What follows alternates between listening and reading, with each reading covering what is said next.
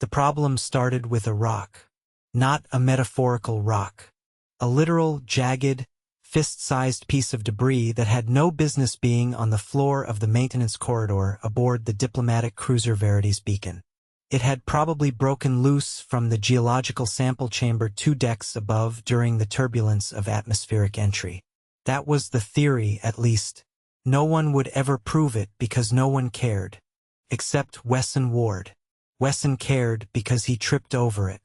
The rock didn't scream or shout when he fell. Wesson did. A short, guttural noise cut off by the impact of his body slamming into the grated alloy floor. His right thigh caught the edge of a recessed panel, skin tearing before the muscle wall split open like overcooked meat, and then pain. Immediate and sharp, like someone had taken a welding torch to his leg. He lay there for a moment, blinking up at the narrow lights above, not moving. Footsteps approached fast, heavy, and distinctly not human. A towering figure rounded the corner and knelt beside him. Its skin was a translucent gray stretched taut over its elongated frame. Fins flared from its forearms like stabilizers, and its eyes, wide and vertical like a goat's, remained fixed on Wesson's leg. "You are critically wounded," it announced in a voice that sounded like it had been filtered through a dozen harmonizers. "You must remain still. Blood pressure is increasing. The wound will be fatal within minutes." Wesson clenched his jaw and propped himself up on one elbow, sweat already forming at his temples. "Fatal, huh?" he rasped. "Yes, arterial damage. Exsanguination is imminent. Stay calm." He looked down at the ruin of his thigh.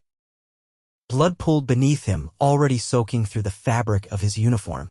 It was worse than he thought. Deep. Too deep. "And yet, do you have duct tape?" The alien froze. "Repeat your request." "Duct tape," Wesson repeated, his eyes narrowing. "Gray roll. Sticky. Fixes everything. You are hemorrhaging. Medical assistance is forthcoming. You must not move." Wesson grit his teeth. "Then get the damn tape." The alien Felix, a junior science liaison from the planet Turell, rose and sprinted down the corridor. It was back within seconds, holding a standard emergency repair kit. Wesson yanked it open and found the roll. He tore off a long strip with shaky fingers and wrapped it tight around his thigh over the worst of the gash. Another strip went on top. Then another. The pressure made him gasp, but the bleeding slowed. Not stopped, but slowed. Felix stared. "That is not a medically approved protocol." "No," Wesson hissed. "It's an Earth protocol." He passed out before he could say more. Aboard the medical bay, Wesson regained consciousness to the sharp sting of antiseptics and the hiss of stabilization foam being applied to the now cleaned wound. Dr. Kirill, the ship's lead physician, was not in a good mood. "You could have died," she snapped as he blinked up at her. "Duct tape? Are you completely insane?" Wesson coughed. "Had to stop the bleeding. There were emergency beacons. Medical relays. You chose duct tape." "Yeah," he said, voice hoarse. "Because it was there." Kirill, a tall, hawk-nosed woman with short rust-colored hair and a temper to match, folded her arms. "You tore the muscle. Severed 2 minor vessels. You'll need surgery followed by a week on bed rest. Physical therapy after that. You'll be walking again in maybe 4 weeks, assuming no complications." Wesson didn't argue. He didn't have the strength.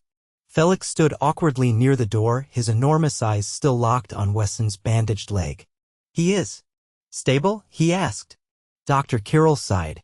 "Thanks to dumb luck and field improvisation, yes." Felix approached the bed.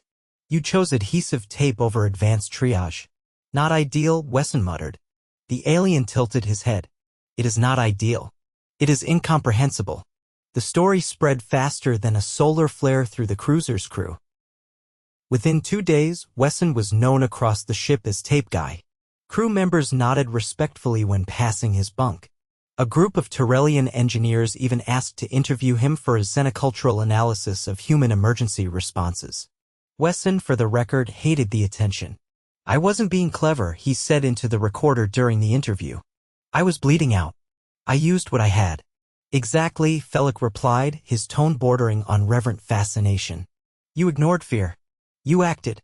That is rare." "It's not rare," Wesson said. It's called panic improvisation. Your biology is unsuited to trauma of that magnitude. Statistically, you should have gone into shock. You did not. I taped my leg shut and passed out. Felix blinked. And survived. The worst part was, the Turellians didn't stop there. They began requesting old Earth footage, rescue documentaries, emergency training reels, even survivalist reality shows. They watched humans splinting broken arms with ski poles, cauterizing wounds with hot steel, and drinking water filtered through socks. And they asked questions. So many questions. What is a space blanket? Why would a person eat insects voluntarily? Is it true a human once removed his own appendix with a mirror and a kitchen knife? Wesson answered as best he could, but he never claimed to be an expert. He just wanted to finish his shift rotation and get home in one piece. 3 weeks later, Wesson limped into the cruiser's gym with a compression brace wrapped around his thigh. The physical therapist, a no-nonsense veteran named Carla Venz, nodded approvingly. You're early. I've been cleared. You're still slow. Better than nothing. Carla ran him through the basics. Range of motion. Low-impact stretches. Resistance bands. Wesson grunted through the pain, sweat dripping into his eyes. Felix watched from the observation window, jotting notes into his console every few seconds. Afterward, Wesson collapsed onto a bench and wiped his face with a towel. I'm not a lab rat, he said loud enough for Felix to hear. The alien stepped inside. You are an adaptive organism. This is a rare opportunity to study resilience under controlled conditions. Wesson set the towel down. Resilience is a nice word for being too stubborn to die. Felix considered that. Is that a defining trait of your species? Sometimes, Wesson said. Sometimes it's just poor decision-making and a roll of duct tape. The real test came 6 weeks later. The diplomatic mission to the asteroid colony of Helia Prime had been approved. Wesson was assigned to escort the Turellian delegation, including Felix, down to the surface. It was supposed to be standard. A meet and greet. A few handshakes. Maybe a photo op. What they got was a reactor instability and a structural collapse. The facility's east wing crumbled under the weight of a misaligned magnetic coil. Wesson barely had time to shove Felix into a side corridor before the ceiling came down. A support beam clipped Wesson's shoulder, slamming him into the wall hard enough to knock the wind out of him. Pain exploded through his upper arm. He couldn't lift it, couldn't move it. Felix turned back, eyes wide. You are hurt. Yeah, Wesson hissed. Feels like the bone's not where it should be. Felix scanned him with his portable reader. Fracture. Humerus. You require immobilization. Wesson nodded. Got a sling? No, but I have duct tape. Wesson stared at him for a long second, then gave a weak, lopsided grin. Wrap me up. Felix worked fast, binding Wesson's arm to his chest, creating a crude but effective sling with the same gray tape that had once sealed his leg shut. Together, they limped through the shattered corridors, avoiding steam vents and fallen beams until rescue teams arrived. Back aboard the Verity's beacon, Wesson was immediately taken in for imaging. Clean break. No displacement.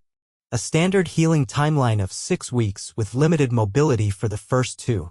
Dr. Kirill was less than thrilled. You're collecting injuries like souvenirs. Wesson didn't reply. His arm throbbed, but the duct tape had held. Again.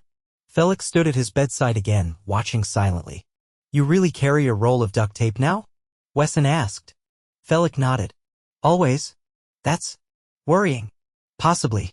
But useful. Wesson leaned back against the pillow and closed his eyes. Next time, he said, just bring a proper mech-it. Felix tilted his head. I did. But the tape was faster. By the time Wesson's arm healed, the entire diplomatic fleet had added duct tape to its standard emergency kits. Not as a replacement for medical gear. Just as a redundancy. Wesson didn't mind. He still walked with a subtle hitch in his right leg, and his left arm was weaker than it used to be, but he'd recovered. Not because he was unbreakable. Because he'd been broken, and he got back up. And in the end, that was enough. The only reason Wesson got out of bed that morning was that the air recycler in his quarters was making a noise like a dying animal. It had been whistling since mid-cycle, and he'd finally had enough. He rolled off the bunk, pulled on the least starchy uniform he could find, and limped down the corridor barefoot, half awake, with a hydrospanner tucked under one arm and his brace still strapped around his thigh. It was supposed to be a maintenance request. Tap the panel, reseat the filter core, go back to sleep. What he didn't expect was to find half the engineering team in a circle around a projection of Earth wilderness training footage, narrating it like it was a religious text. The projection showed a man in a rainstorm building a shelter from pine branches and shouting at a camera about calorie deficits. A group of Turellians stood transfixed, eyes tracking every movement, mandible spines twitching with what Wesson assumed was enthusiasm. He cleared his throat. "Is this what passes for morning briefing now?" One of the engineers, a junior technician named Larick, turned. "It is not briefing. It is behavioral study. Your species exhibits high survival utility under unmanaged conditions." "I'm trying to fix a vent," Wesson muttered, wedging himself past the group.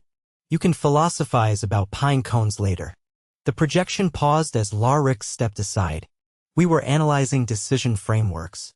This human constructed thermal insulation from organic refuse. It was highly effective." "He was in Maine," Wesson said, unscrewing the vent panel. "The biggest threat was a squirrel. He was hypoglycemic and had no fire," Larick pointed out. "Still just a squirrel." The panel came loose with a metallic snap and Wesson squinted inside. The gasket had misaligned again. He adjusted the bracket, reseated the seal, and turned back to see that no fewer than 4 heads were still turned toward him, recording devices blinking in their peripherals. "I'm not a case study," he said. "You are a reference point," Larick replied. Wesson sighed and walked out. The vent stopped whistling. The commentary didn't. 2 days later, he was called to a briefing room on Deck 7. He expected another systems audit or maybe a safety review. What he got was a standing room full of Turellian analysts and a single, silent human in a pressed fleet uniform seated at the head of the table. The man didn't introduce himself. He just gestured for Wesson to sit. "Chief Wesson Ward, you've been assigned to a synthetic environment trial on behalf of the Intercultural Resilience Initiative," the man said. "I didn't volunteer for anything," Wesson replied. "You were selected due to your demonstrated resource response under duress." "I taped my leg shut and fell unconscious." "Precisely," the man said and gestured again. A display lit up on the wall. Simulated terrain. Low oxygen zone. Variable gravity. Temperature flux every 6 hours. Wesson stared at it. "You want me to live there?" "For 4 days. Alone." Observed. He looked around the room. Every alien I was watching him like he was about to juggle live wires. "I've got a torn thigh and a healing arm. All medical clearances have been approved. Your vitals are within operational thresholds." Wesson leaned back in the chair. "What happens if I say no?" The man didn't blink. "You'll be reassigned to atmospheric systems on Deck 12. Wesson groaned. "Fine. But I want gloves this time." He was dropped into the simulation chamber a day later. No ceremony. Just a slow descent into rocky terrain under artificial sky, carrying a limited supply satchel and a multi-tool with a cracked handle. He didn't speak for the first hour. Just walked the perimeter, mapping the thermal zones. At the edge of the second ridge, the temperature dropped 10 degrees in under 30 seconds. His breath fogged. The rocks underfoot shifted with a faint crunch, synthetic but convincing. "Hope you're enjoying the show," he muttered to no one, and set up camp in a shallow depression behind a windbreak of jagged stone. He built a shelter from thermal sheets and anchor rods. It wasn't elegant, but it blocked the wind. Inside, he counted supplies. 1 hydration pack, 2 emergency rations, a coil of cable, a roll of course, duct tape. "Of course," he said out loud. The first night passed uneventfully. On the second day, the wind picked up. By mid-cycle, it had blown out half the perimeter rods, and Wesson had to re-secure them with the cable and a handful of rocks. He was tightening a knot when the ground beneath him gave out. It wasn't a fall exactly, more like a drop and a slide. He landed hard, rolling down a slope and slamming into a cluster of limestone-like protrusions. Pain flared in his ribs. He lay still, teeth clenched. "Okay," he said. "Definitely cracked." He pushed to his feet slowly. The slope was steep. Too steep to climb directly. He looked up. 50 feet, maybe more. He'd slid into a basin. No exit. He checked his satchel. No rope. No beacon. Just the cable, the tool, and the tape. Wesson pulled out the cable, tied it to the multi-tool's handle, and started scanning the walls for a hold. Halfway up, the handle snapped. He slid back down, breathing hard. His ribs screamed. All right, he muttered. Plan B. He tore the thermal sheet into strips, braided them with the remaining cable, and reinforced the ends with tape. It wasn't strong enough to hold weight, but it could give him leverage. Using the makeshift line, he hooked it around a protrusion and pulled himself up 1 foot at a time. Every breath hurt. His palms blistered. But after 20 minutes, he reached the top and collapsed face first into the gravel. From above, the basin looked smaller, but his chest still burned. Still watching, he said aloud. Silence. He made it back to the shelter by dusk, reinforced the rods, and curled up inside. His ribs throbbed, but he was still breathing. On the final day, the gravity fluctuated. It started subtly, just a twitch of instability. Then it dropped by half for 30 seconds, and Wesson nearly floated out of the shelter. When it snapped back, he landed hard on his side and bit through his lip. Blood tasted like pennies. He lay there a while, gauging the damage. Lip split. Shoulder bruised again. Nothing broken. When the sky above flickered and turned a shade of green that didn't exist in nature, he sat up and laughed. All right, I get it, he said. Test the human. See what sticks. He stood, gathered his gear, and climbed the nearest ridge. From the top, he shouted into the wind. Hope you got your data. I'm out of tape. When they pulled him from the chamber 4 hours later, he had a split lip, 3 cracked ribs, and a minor shoulder strain. The medics scanned him, injected a coagulant, and waved him through to debrief. Larrick was waiting with a datapad. You adapted rapidly, Larrick said. I fell into a hole and climbed out with a blanket rope. Your tissue bruising is extensive. It's called gravity whiplash. You did not request extraction. Didn't have a button. Larrick paused. You could have signaled verbally. I had blood in my teeth. The analyst nodded slowly, clearly fascinated. Your capacity for pain management is disproportionate to your body mass and vascular fragility. Wesson wiped a smudge of dried blood off his chin. You're welcome. Larrick hesitated. Would you participate in an aquatic variant? No. Extreme cold?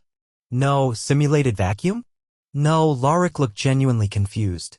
But you endured the variable terrain trial with minimal resource depletion. I also slept on gravel and pulled a muscle sneezing. Larrick tapped his pad. We will reassess parameters for human trial conditions. Wesson stood. Do that. And maybe next time, give me a helmet. The analyst inclined his head. Understood. As Wesson limped out, he passed the same silent officer from the briefing. The man gave him a nod, not admiration exactly, more like mild surprise that he was still on his feet. Get me a chair next time, Wesson said without slowing. The man didn't respond. Back in his quarters, the air recycler had started whistling again. Wesson stared at it. Then, without a word, he pulled out a roll of duct tape and slapped a strip across the vent. The whistling stopped. He dropped onto his bunk and closed his eyes. See, he muttered. Still works. Wesson didn't ask why he'd been summoned to the Alliance Hall's upper observatory. He was too tired, still favoring his left leg, and the shoulder hadn't fully stopped aching since the gravity incident. But when a courier drone taps your bunk frame at sleep cycle 0 and flashes a directive from the diplomatic corps, you put on boots and follow. The observatory was empty apart from Felix, who stood near the viewport, his tall frame outlined against the glow of the gas giant below. He didn't turn when the door slid shut behind Wesson. You're up early, Wesson said, rubbing the corner of his eye. I have not entered sleep phase. I have been observing orbital decay patterns. Sounds relaxing. Felix finally turned. There is a matter requiring your consultation. Is it about the tape thing again? Because I swear, If someone brings me another roll as a gift. No. This is diplomatic. A request has been made by the delegation from Varn. Wesson leaned against the console.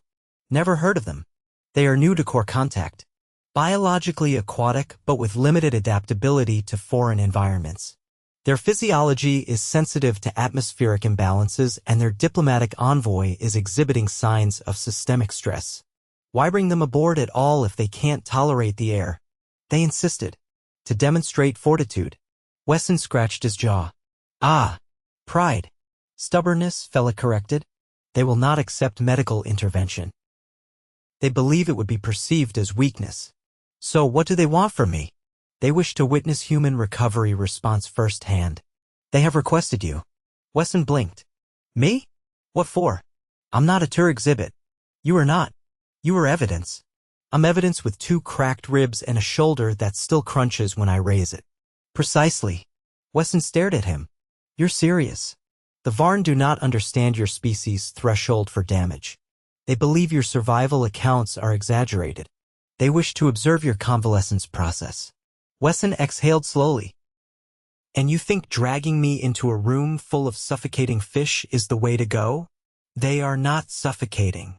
They are operating under self-imposed duress to prove their tolerance. That's worse. They will not be reasoned with. Wesson looked down at his boots, then back at Felix. Fine, but I want a chair. A real one. With a back. The meeting was scheduled just past mid-cycle. Wesson was brought to a chamber normally reserved for treaty signings. Someone had rolled in a medical recliner and placed it dead center like a patient zero exhibit. Around him, a half-ring of transparent hydration pods shimmered with a faint blue light. Inside each one floated a member of the Varn delegation, gelatinous, bioluminescent beings with ridged fins and elongated necks coiled like eels. The air was humid. Wesson's collar clung to his skin. A speaker crackled and the lead Varn's voice emerged, translated into a clipped monotone. We acknowledge the presence of the subject. Subject's a bit impersonal, Wesson muttered, adjusting the brace on his thigh. You can call me Wesson. You have experienced multiple structural failures? Depends what you mean by structural. I've broken stuff, yeah? You are functional despite open trauma? At the time, yeah. Clarify. I was bleeding. I patched it. I kept walking. The delegation pulsed faintly inside their pods. It might have been skepticism. How did you prevent biological shutdown? I didn't, Wesson said. I blacked out. Later, people fixed me. You lacked internal regenerative fluid? You mean blood? I had plenty. Too much on the floor, though. The pods flickered again. One of the Varn rotated in its chamber, tendrils undulating. You used adhesive binding to prevent full system loss. Duct tape. Yeah. That is not a stabilizing agent. No, Wesson said. It's not. But it's sticky and it holds pressure. That's all I needed. There was a pause. Then another voice, slightly higher pitched. You used domestic construction material to survive. Not survive. Just to buy time. That is not protocol. Nope. Silence. Then the lead Varn again. Demonstrate. What now? Wesson asked. Affirmative. I'm not injuring myself on command. We request a simulation of your response to moderate injury. Wesson looked at the medical tech standing nearby. She gave a helpless shrug. He sighed, reached into the supply tray beside his chair, and pulled out a training dummy limb, a synthetic model designed for field medics. He grabbed a scalpel, made a shallow incision across the simulated thigh, then wrapped the wound with gauze, taped it tight with the familiar silver strip, and held it up. Like that. That is not sterile. Nope. That is not optimal. Still better than bleeding out. Another beat of silence. Then one of the Varn's pods blinked green. Acceptable improvisation.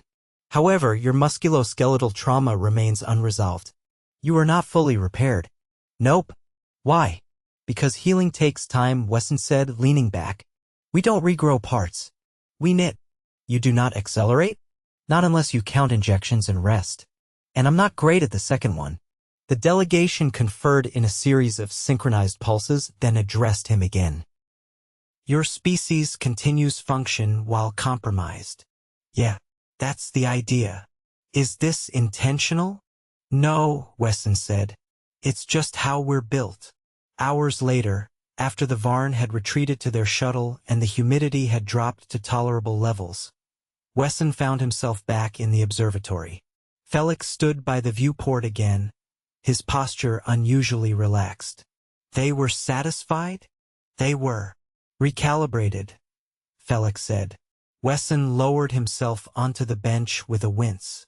Glad to know my bruises are diplomatically useful. They have agreed to accept atmospheric assistance. With conditions. What kind? They requested a shipment of duct tape for study. Wesson barked a short laugh, then winced. Tell them it's not magic. They believe it symbolizes systemic determination. It symbolizes desperation and a lack of better options. Same outcome. They sat in silence for a while. Below them, the gas giant turned slowly, its bands of purple and gold shifting like smoke under glass. Wesson finally broke the quiet. You think it's weird that we endure so much? That we keep going with broken ribs and improvised slings? I think it is compelling, Felix said. To persist despite inefficiency.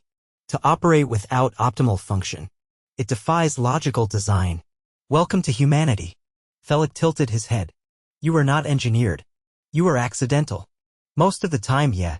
And yet you remain. Wesson folded his arms across his chest. Because quitting hurts worse. Felix didn't respond. He didn't need to. Wesson stood, joints protesting, and started toward the lift. Where are you going? Felix asked. Back to my bunk. If anyone else wants a crash course in human trauma, they can read the report. You are not scheduled for further observation. Good. You are, however, scheduled for a follow-up scan. Wesson groaned. Fine. But if someone tries to tape something to me, I'm leaving. Felix nodded once. Understood. Wesson stepped into the lift and let the door close behind him. The hum of its descent was the closest thing to peace he'd had in days. And finally, for once, no one was watching.